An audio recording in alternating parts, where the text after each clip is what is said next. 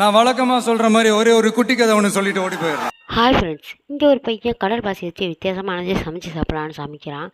But இதை எடுத்து வாயில் வைக்கிறப்ப டேஸ்ட்டு சரியில்லாமல் அப்படியே துப்பிடுறான். சரி, இன்னும் கடல் பாசி வேணும்னு சொல்லிட்டு அவன்கிட்ட இருக்கிற பொருளெல்லாம் எடுத்து போய் கொடுத்து அது வாங்குறான். அதை வாங்கி மறுபடியும் நிறைய சமைச்சிக்கிட்டே இருக்கிறப்ப அதுவும் பிடிக்கல. சரி, வேறு ஏதாச்சும் கடல் பாசி இருக்கான்னு பார்க்குறப்ப அதுவும் இல்லை.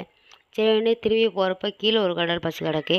சரி, இதான் லாஸ்ட்டு இதையும் சமைச்சு ஒருத்தவொடனே சமைக்கிறான். பட் அது சாப்பிட்றப்ப அது வித்தியாசமாக இருக்குது, ஆனால் டேஸ்ட்டாக இருக்குது. அவன் சிரிச்சிடுறான். சரி, ஓகே, டேஸ்ட்டாக இருக்கு, இது எப்படின்னு கேட்குறப்ப அப்படியே கவர் தொட்டு பார்க்குறான். கீழே அவசரமாக எடுத்து வரப்போ கீழே ஒன்று விழுந்து மலையில் அப்படியே ஊறிக்கிட்டு இருந்திருக்கு. ஓ, இதுதான் காரணம்னா எடுத்து சாப்பிட்டுட்டு அப்படியே இதுமாதிரி நிறைய பேக்கேஜ் போட்டு விற்கிறான் மார்க்கெட்டில். ஆனால் நிறைய பேர் வாங்கலை, கம்மியாக தான் வாங்குறாங்க.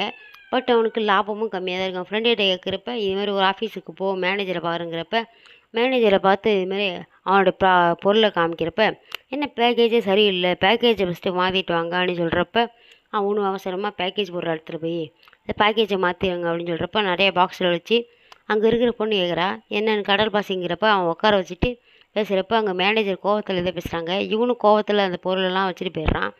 அப்படி இருக்கிறப்ப அங்கே ஆஃபீஸில் வேலை செய்கிற ஆஃபீஸர் வந்து எடுத்து என்ன வித்தியாசமாக இருக்குன்னு எடுத்து சாப்பிட்றப்ப அதோட டேஸ்ட் ரொம்பவே நல்லா இருக்கு. இதுமாரி இருக்கிறப்ப அவங்க எல்லார்ட்டையும் அந்த காமிக்கிறாரு. அங்கே எல்லாருமே டேஸ்ட் நல்லா இருக்கிறப்ப மேனேஜர்கிட்ட போயிடுது.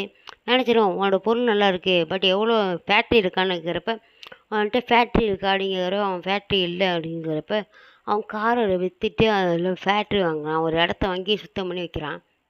அப்படி இருக்கிறப்ப அவன் சமைச்சிட்டு இருக்கிறப்ப அவங்க ரவுண்ட்ஸுக்கு வராங்க. அப்படி இருக்கிறப்ப இடம்லாம் நல்லா இல்லை அப்படின்னு சொல்லிட்டு மாற்றுறப்ப மறுபடியும் அவன் இடத்தெல்லாம் மாற்றிட்டு இருக்கான். அப்படி மாற்றுறப்ப அவன் நினச்ச மாதிரி சர்டிஃபிகேட் வந்துச்சுன்னா நான் பொருளெல்லாம் விற்கலாம் அப்படின்னு சொல்லிட்டு சர்டிஃபிகேட்டும் வந்துடுது. இனிமேல் என் பொருளை எங்கே வேணால் அப்படின்னு சொல்லிட்டு இருக்கிறப்ப அவன் கடையில் விற்கிறப்ப சரி, ஓகே, விற்கலன்னு சொல்கிறான். 10 வருஷம் கழிச்சு ஆகுறாங்க, அவன் பில்லியனராக பணக்காரன் ஆயிடுறான்.